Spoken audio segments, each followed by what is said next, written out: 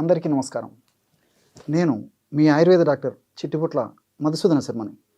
మనం ఈ వీడియోలో పడుకున్న వెంటనే నిద్ర పట్టాలంటే ఎలాంటి క్షేమదాయకమైనటువంటి ఔషధాన్ని వాడుకోవాలి అనేటువంటి ఆసక్తికరమైనటువంటి అంశాన్ని గురించి తెలుసుకోబోతున్నాం. ఈ రోజుల్లో కంటి నిండా నిద్రపోవడం అనేటువంటి ఆనందదాయకమైనటువంటి అంశం చాలామందిలో చాలా వరకు లుప్తంగా ఉందని చెప్పేసి చెప్పుకోవచ్చు. అసలు నిద్ర పట్టకపోవడానికి అనేక రకాలైనటువంటి కారణాలు. ఈ కారణాల వల్ల మెదడులో ఏం జరుగుతుందంటే మెలటోనిన్ అనేటువంటి ఒక రసాయన పదార్థం యొక్క ఉత్పత్తి తగ్గిపోతుంది. అంతేకాకుండా ఉన్నటువంటి ఆ యొక్క మెలటోనిన్ రసాయన పదార్థం కూడా సరిగా పనిచేయదు అనమాట. ఈ పరిస్థితుల్లో వివిధ రకాలైనటువంటి కారణాల రీత్యా జరిగి నిద్ర పట్టకపోవడం అనేది జరుగుతూ ఉంటుంది. మరి ఈ మెలటోనిన్ అనేటువంటి రసాయన పదార్థం క్షేమదాయకంగా సహజ సిద్ధంగా మన బాడీలో ఉత్పత్తి అయ్యి అది చక్కటి నిద్రను కలగజేసేందుకు ప్రకృతిలో అనేక రకాలైనటువంటి ఆహార ద్రవ్యాలు ఔషధాలు మనకి తటస్థపడతాయి. వాటిలో మీకై మీరు తయారు చేసుకోదగ్గ క్షేమదాయకమైనటువంటి ఔషధాన్ని ఇప్పుడు మనం తెలుసుకోబోతున్నాం. ఈ ఆహార ఔషధ తయారీకి కావాల్సినటువంటి పదార్థాలు 4. గుమ్మడి విత్తనాలు ఒక 50 గ్రామ్స్ తీసుకోండి. బాగా నిదానంగా రాసుకోండి. గుమ్మడి విత్తనాలు ఒక 50 గ్రాములు. అదేవిధంగా బాదం విత్తనాలు ఒక 50 గ్రాములు. 3వ పదార్థంగా ఖర్జూరంకాయ పెచ్చులు ఒక 50 గ్రాములు. చివరగా గసగసాలు 25 గ్రాములు. గుమ్మడి విత్తనాలు, బాదం పప్పులు, బాదం విత్తనాలు అని చెప్పాం కదా, అంటే బాదం పప్పులు అన్నమాట. బాదం పప్పులు, ఖర్జూరంకాయ పెచ్చులు ఇవి ఒక్కొక్కటి 50 గ్రాముల చొప్పున తీసుకోవాలి. గసగసాలు తెలుసు కదా, పాపీ సీడ్స్ అంటారు అన్నమాట. మన స్వీట్ల తయారీలోను అదేవిధంగా కొన్ని ఆహార పదార్థాల వంటకాల తయారీలో గసగసాలని మనం ఉపయోగిస్తూ ఉంటాం. ఇవి మాత్రం ఒక 25 గ్రాములు తీసుకోవాలన్నమాట. ఇవి కాస్త వేయించేసేసి తీసుకోవాలి. మరి ఈ పదార్థాలన్నిటినీ బాగా మిక్సీలో కలిపేసేయాలన్నమాట.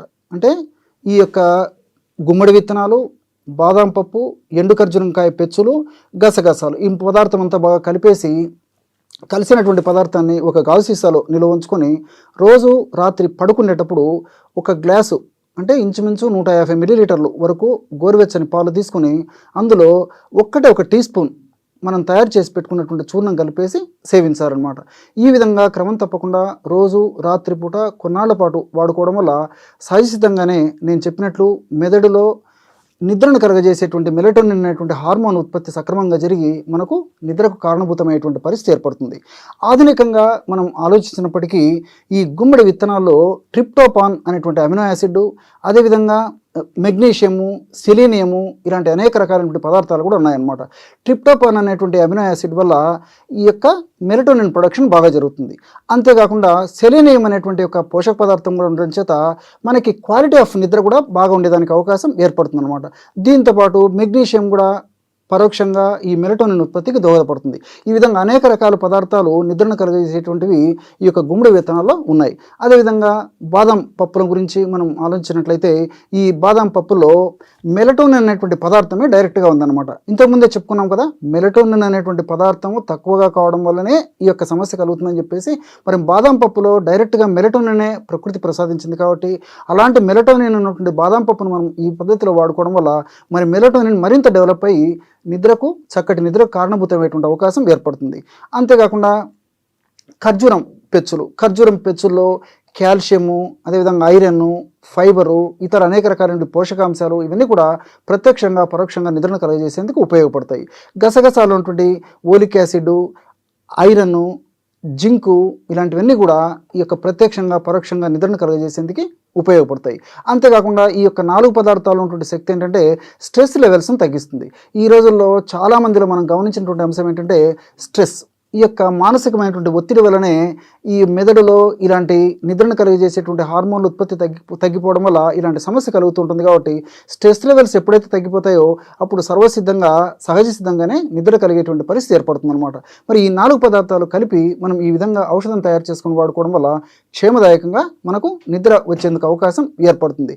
మరి ఈ యొక్క ఔషధాన్ని ఎందుకంటే ముఖ్యంగా గసగసాలు ఉన్నాయి కాబట్టి కొన్నాళ్ళ పాటు ఆపేస్తే సరిపోతుంది అనమాట. ఎక్కువ రోజులు గసగసాలు కలిసినటువంటి ఔషధాలను వాడకూడదు అనమాట. మరి ఈ విధంగా కొన్నాళ్ళ పాటు వాడి ఆపేసి, అంటే మ్యాక్సిమం 3 వారాలు 4 వారాల కంటే వాడకూడదనమాట. మరి మనం తీసుకునేటువంటి జాగ్రత్తలు కూడా చాలా ముఖ్యం. అంటే సకాలంలో రాత్రి నిద్రకు ఉపక్రమించాలి. అంటే ముఖ్యంగా రాత్రిపూట 10 గంటలు ఆ ప్రాంతంలోనే పడుకోవడం అలవాటు చేసుకోవాలి. అదేవిధంగా ఉదయం పూట టయానికి నిద్రలేవడం అలవాటు చేసుకోవాలి. పడుకునేటువంటి శయన గది కూడా కాంతివంతంగా లేకుండా డల్గా ఉన్నటువంటి లైట్లో పడుకునే అలవాటు చేసుకోవాలి. ఒకటే శయన గదిలో పడుకోవడం అలవాటు చేసుకోవాలి. రాత్రిపూట కూడా డిన్నరు చాలా అర్లీగా ముగించాలి. అదేవిధంగా మనం తీసుకునేటువంటి డిన్నర్లో కూడా మరి ఈజీగా జీర్ణమయ్యేటువంటి ఆహార పదార్థాలు, సహజసిద్ధమైనటువంటి ఆహార పదార్థాలు, ముఖ్యంగా సలాడ్సు, అదేవిధంగా డ్రై నట్స్, డ్రై ఫ్రూట్స్ ఇలాంటి ఆహార పదార్థాలని వాడుకోవడం అలవాటు చేసుకోవాలి.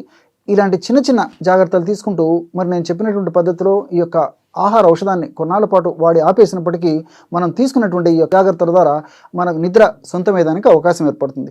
అంతేకాకుండా వారంలో కనీసం 5 రోజుల పాటు రోజు ఒక్కసారి ఉదయం కానీ సాయంత్రం కానీ మీకు ఎప్పుడు వీలుంటే అప్పుడు వాకింగ్ కానీ, జాగింగ్ కానీ, రన్నింగ్ కానీ, స్కిప్పింగ్ కానీ, స్విమ్మింగ్ కానీ ఏదో ఒక వ్యాయామం చేయడం కూడా అలవాటు చేసుకోవాలన్నమాట.